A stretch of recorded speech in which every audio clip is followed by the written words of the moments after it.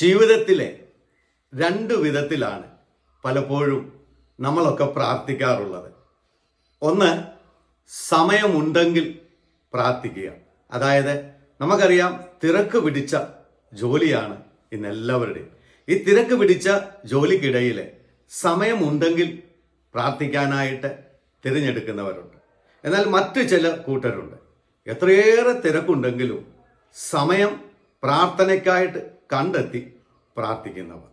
സ്നേഹമുള്ളവരെ, നമ്മുടെ ജീവിതത്തിൽ സമയമുണ്ടെങ്കിലല്ല പ്രാർത്ഥിക്കേണ്ടത്, പിന്നെയോ സമയം കണ്ടെത്തി പ്രാർത്ഥിക്കണം. സമയം കണ്ടെത്തി പ്രാർത്ഥിക്കുന്ന വ്യക്തികളുടെ ജീവിതത്തിൽ സന്തോഷവും സമാധാനവും പ്രത്യാശയും വിശ്വാസവും ഉറപ്പും എപ്പോഴും പ്രശ്നങ്ങളും പ്രതിസന്ധികളുമൊക്കെ ജീവിതത്തിൽ കടന്നു പോകുമ്പോൾ അവരുടെ കൂടെ ദൈവമുണ്ട്, ദൈവം തങ്ങളെ രക്ഷിക്കുമെന്നുള്ള ഉറപ്പ് അവരുടെ ജീവിതത്തിൽ ഉണ്ടായിരിക്കും. അതാണ് നമ്മൾ ദാനിയേലിനെ കാണുന്നത്. സാധാരണ മനുഷ്യനായിരുന്നപ്പോൾ മുട്ടുമേൽ വീണ് 3 നേരം പ്രാർത്ഥിക്കും. തിരക്കുള്ള മനുഷ്യൻ, അതായത് രാജാവിൻ്റെ ഏറ്റവും അടുത്ത ഭൃത്യനായിരുന്ന സമയം, ഏറ്റവും അടുത്ത പദവി വഹിക്കുന്ന സമയവും രാജാവിൻ്റെ സന്നിധിയിലായിരിക്കുമ്പോഴും സമയം കണ്ടെത്തി 3 നേരം മുട്ടുമേൽ വീണ് പ്രാർത്ഥിക്കും. അതുകൊണ്ടാണ് സിംഹക്കുഴിയിൽ കിടന്നുകൊണ്ട് ദാനിയേൽ പറഞ്ഞത്, ദൈവമേ, നീ എന്നെ ഓർമ്മിച്ചിരിക്കുന്നു, നിന്നെ സ്നേഹിക്കുന്നവരെ നീ ഒരിക്കലും മറക്കുകയില്ല എന്ന്. സ്നേഹമുള്ളവരെ, ഇന്ന് നമ്മുടെ എല്ലാവരുടെയും ജീവിതം എന്ന് പറയുന്നത് വളരെ തിരക്ക് പിടിച്ച ജീവിത രീതിയാണ്.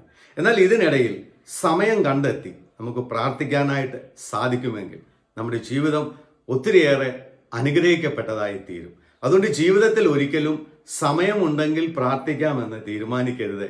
പകരം ജീവിതത്തിൽ സമയം കണ്ടെത്തുക, തേടി കണ്ടെത്തി അതിനുവേണ്ടി ഒരു സമയം ജീവിതത്തിൽ മാറ്റിവെച്ച് അങ്ങനെ പ്രാർത്ഥിക്കുന്നവരായി തീരുക. അങ്ങനെ നാം പ്രാർത്ഥിച്ചാൽ നമ്മുടെ ജീവിതം കൂടുതൽ അനുഗ്രഹമുള്ളതും സന്തോഷമുള്ളതായി തീരും. നമ്മൾ ദൈവത്തോടും ദൈവം നമ്മളോടും ചേർന്ന് നിൽക്കുന്ന ഒരവസ്ഥയിൽ എത്തിച്ചേരും.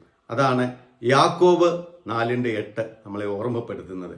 ദൈവത്തോട് ചേർന്ന് നിൽക്കുവിൻ, അവിടുന്ന് നിങ്ങളോടും ചേർന്ന് നിൽക്കും. പ്രാർത്ഥന എന്ന് പറയുന്നത് ദൈവത്തോട് ചേർത്ത് നമ്മളെ വെക്കുന്ന ജീവിതത്തിലെ ഒരു പ്രക്രിയയാണ്. അതുകൊണ്ട് ജീവിതത്തിൽ സമയമുണ്ടെങ്കിൽ പ്രാർത്ഥിക്കുന്നവരാകാതെ സമയം കണ്ടെത്തി പ്രാർത്ഥിക്കുന്നവരാകുക. ദൈവം നിങ്ങളെ അനുഗ്രഹിക്കട്ടെ.